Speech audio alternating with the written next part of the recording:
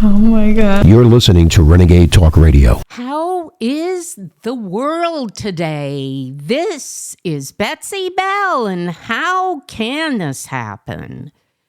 Today is a very strange day. It is Friday the 13th. But you know, my audience, I just wonder.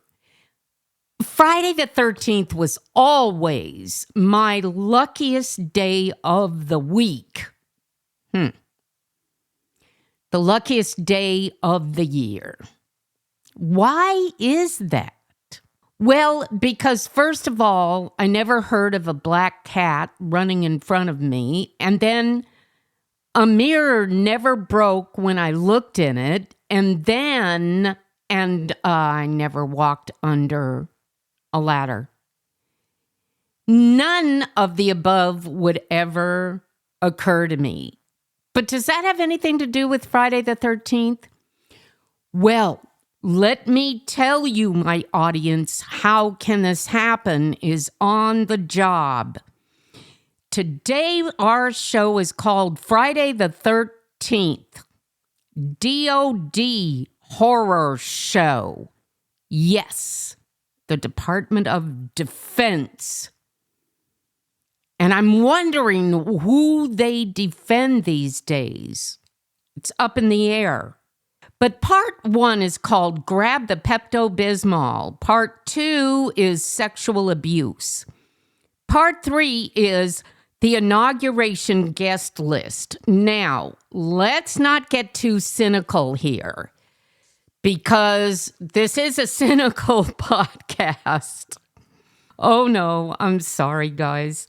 The U.S. House of Representatives voted to pass an annual defense bill, which included a provision to exclude transgender treatments to children in the Pentagon's huge network, wait for it, of K through 12 schools.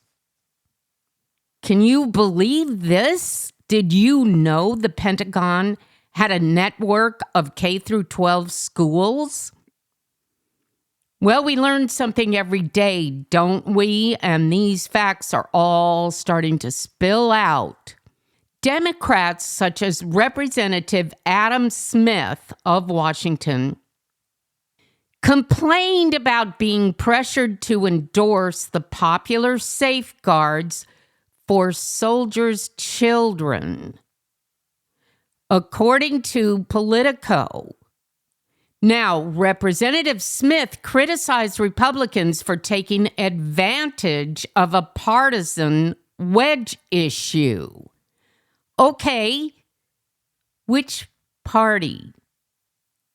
So the party that he belongs to wants children to be experimented on? Okay, let's move on.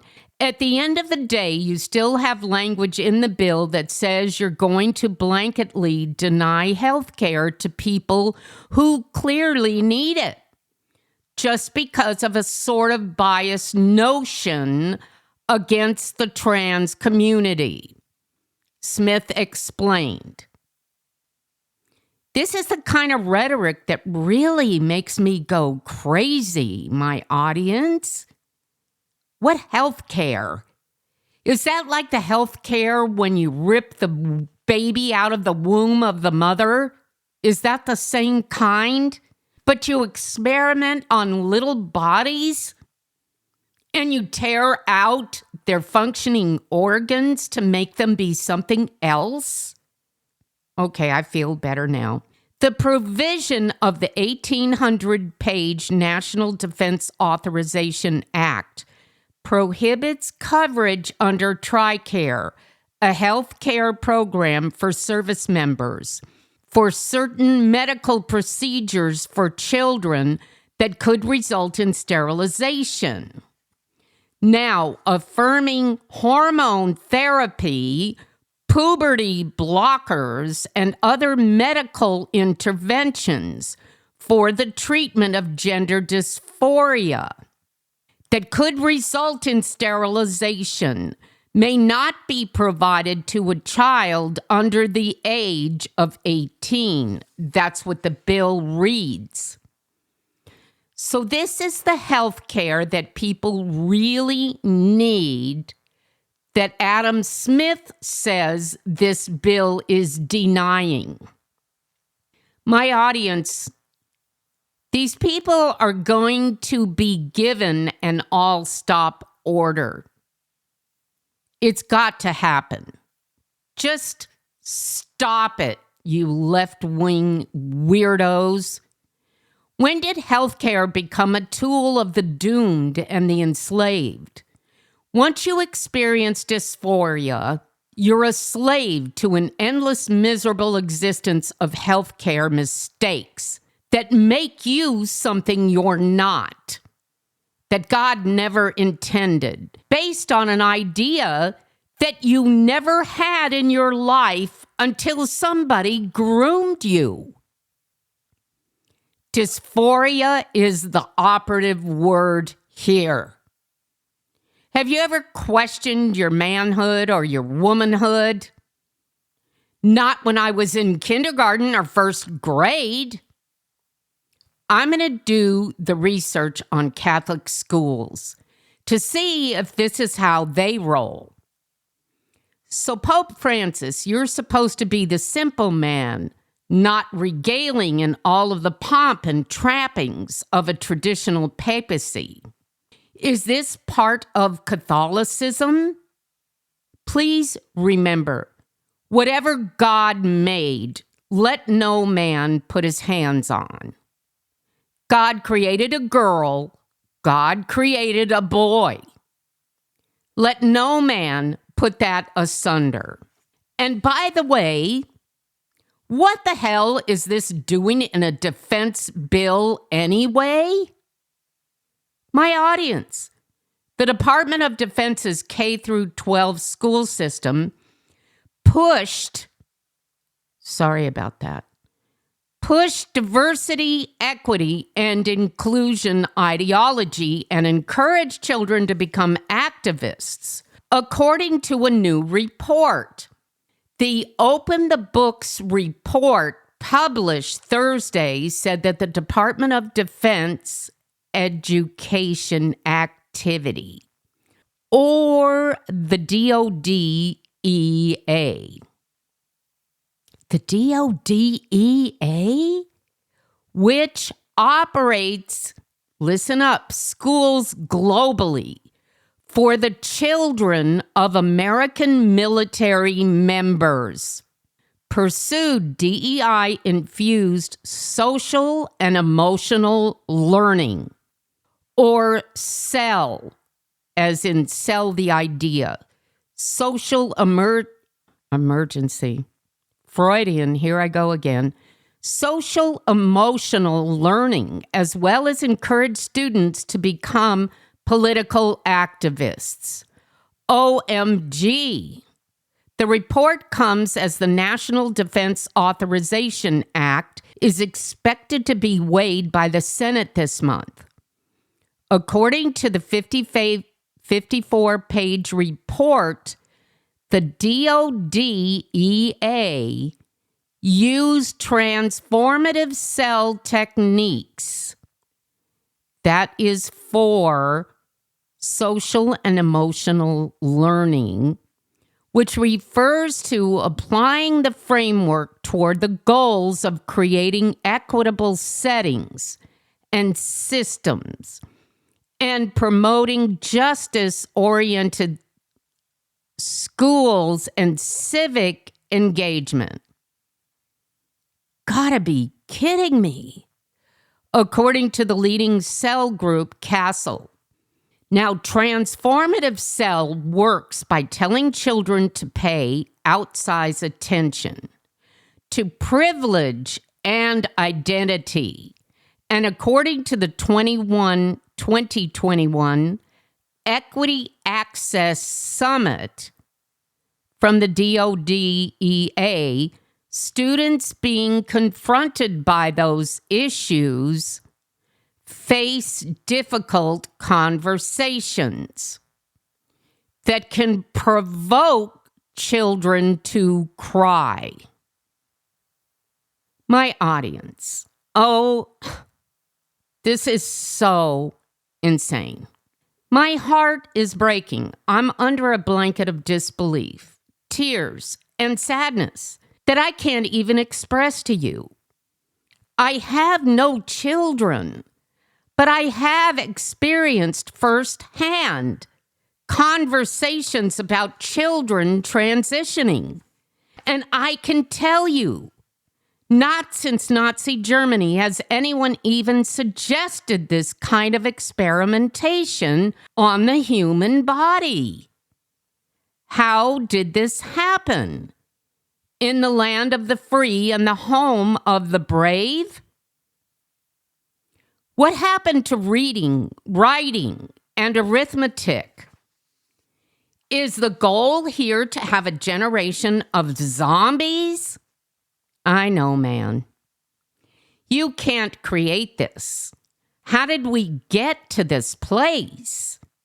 If you think that men and women are works from a lab experiment, I'm here to uninform you. As we speak, as this is the government that we formed from an imperfect union, we have just stared down the toilet of man's abomination of nature and all that God made. This is coming from such a place of depravity and insanity. But we are permitting this from the top of the government to the local sectors. We are not only living in an opposite world, but one that is depraved and evil from the top to the bottom. Now, I have a solution to this, my audience. I did. I lowered the boom on you, didn't I? Well, after all, it is Friday the 13th. So I started out with the scariest part of the movie so that we could move toward the happily ever after.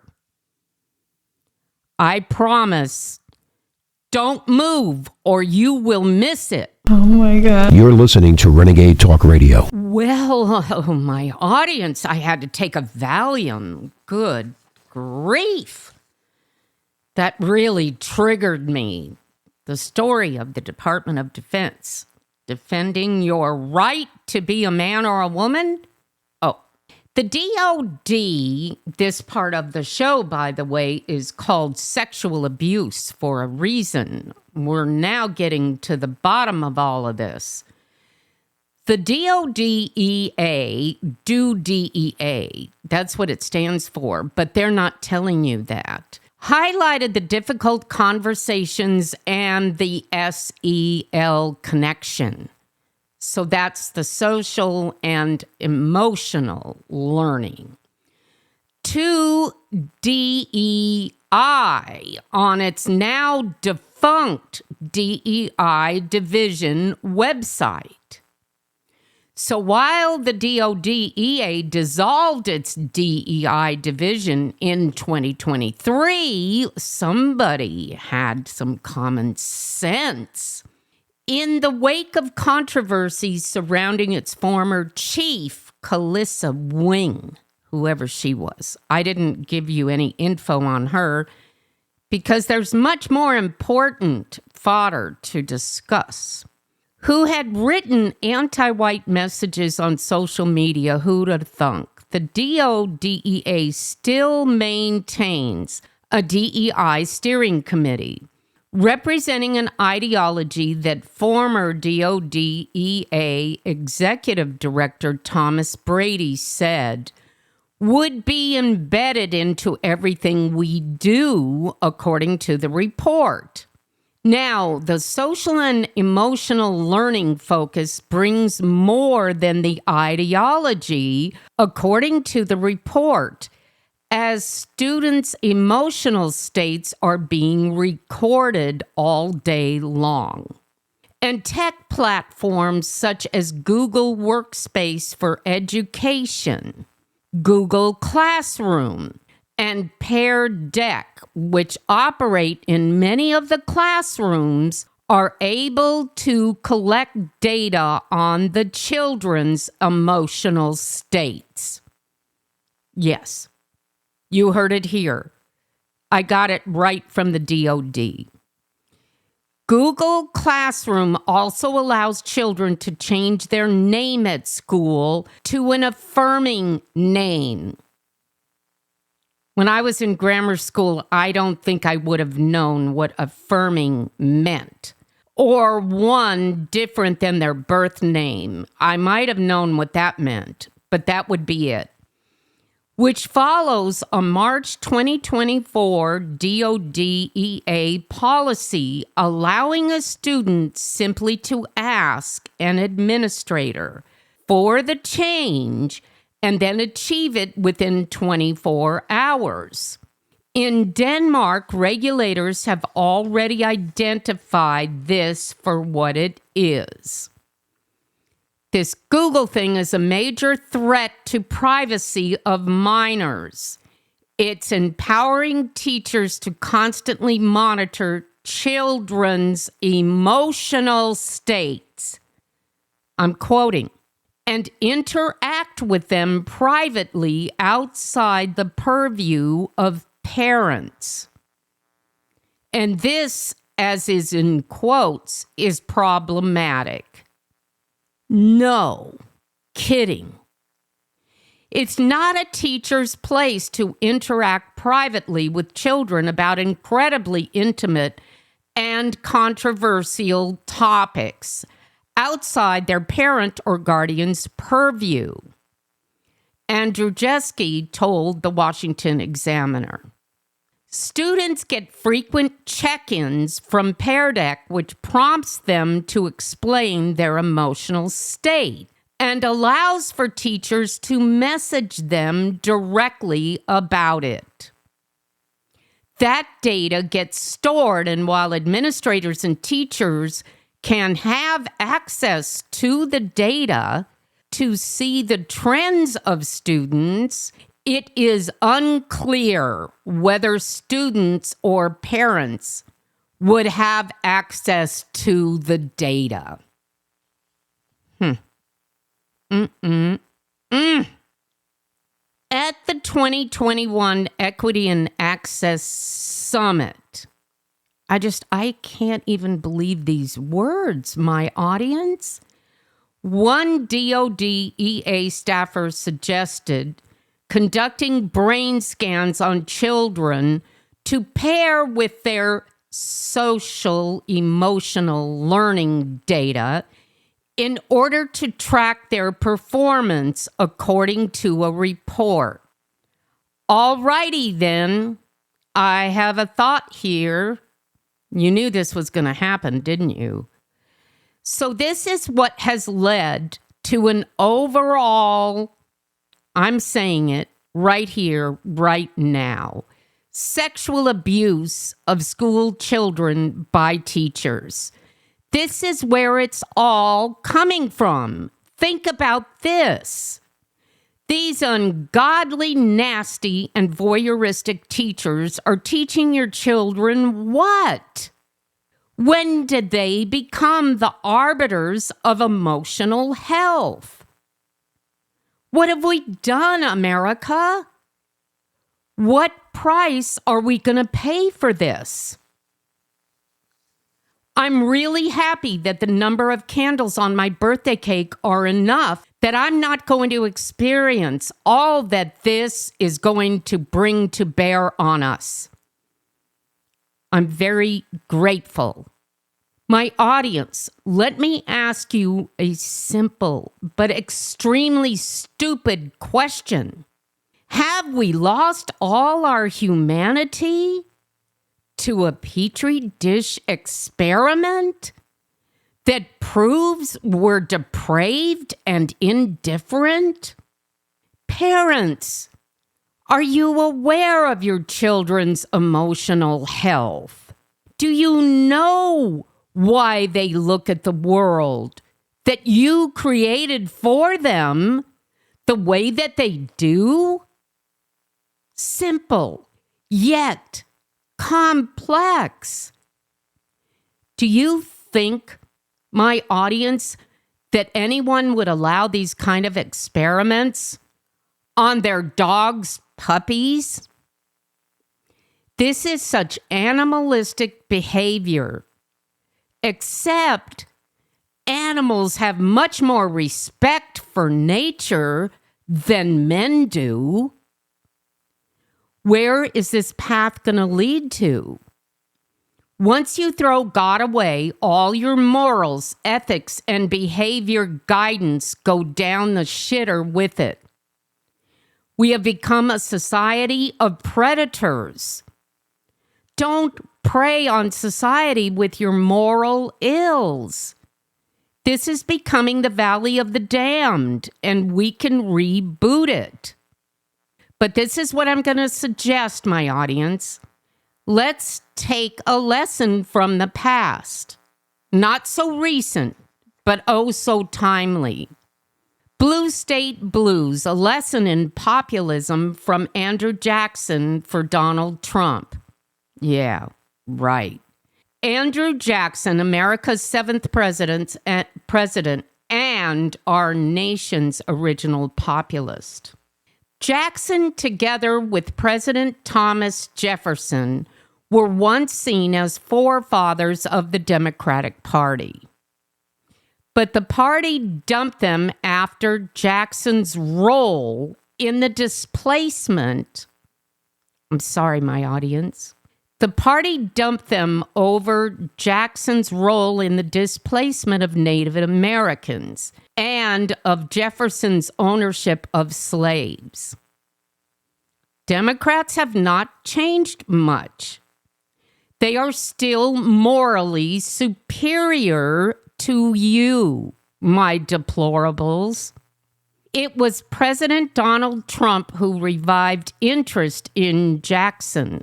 He placed his portrait in a place of prominence in the Oval Office during his first term. Trump, like Jackson, was opposed to the country's established elites.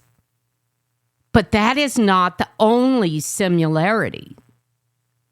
One observer noted that Trump's working class coalition resembled Jackson's political base.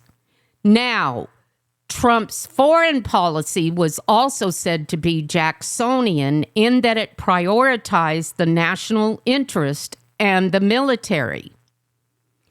Populism is a difficult word to define. It refers to rule by ordinary people, but populist leaders can also be demagogues who exploit popular sentiment to seize power. My audience, here we go again. Populism is a political approach that strives to appeal to ordinary people because they feel that their concerns are being disregarded by established elite groups. But the question is whether he will tone down his fiery populism now that he has joined the political establishment. Whose question is this? You can't leave now. I'm just getting to the good stuff. Oh my God. You're listening to Renegade Talk Radio. Welcome back, my audience. This is Betsey Bell, and how can this happen? You can find my podcast wherever you get your podcast, but also on Renegade Talk Radio. It is home of We Never Sugarcoat Anything. And that is for sure today. Boy, I didn't. So now we're going to talk about the inauguration guest list. My audience, I'm at a tipping point of this carefully tiptoeing around the Democrats because they're so fragile these days. I see that they are all about calling out each other and pointing fingers instead of looking inside their own policies. Now, why would you even do that? You've never had to account for any of them. What is truly amazing is also that Democrats really don't believe they've done anything wrong. Now, how can that happen? They're always right. Just ask the mainstream media. They have had a pass for decades.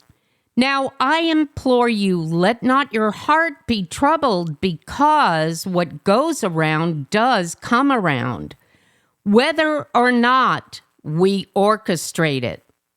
It happens organically. You don't have to make it happen. Here is what we know, my audience. So let's just take a page out of this playbook. It's called the Playbook of Life. Here we go. First and foremost, I gave you the definition of a populist. Now, on that page, it actually said this, that populism was based on those disregarded by established elite groups. And then it said, quote, the question is whether he, quote, he will tone down his fiery populism now that he has joined the political establishment. He? Who is he? I am so sorry. I am serious as a heart attack. I can't even grasp this. It said he. Who he? Trump. Okay, now, Merriam-Webster's weighing in on Trump.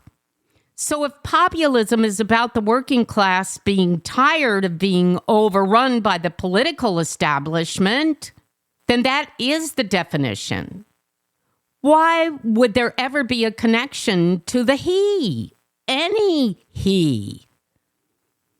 My audience, I can't make this stuff up. I wish I had that kind of good imagination. Because my audience, it's about indoctrination. You cannot be independent in your thinking. Because if you are, how are the elitists going to control you? Remember, they don't control Trump. That's why they hate him. Do they control Biden? Do they control Kamala? Now we're getting somewhere. It is my contention that this was all planned to upend you, the working class, from electing a dictator-in-chief, right? Now they think that you don't know who they are and what they're up to.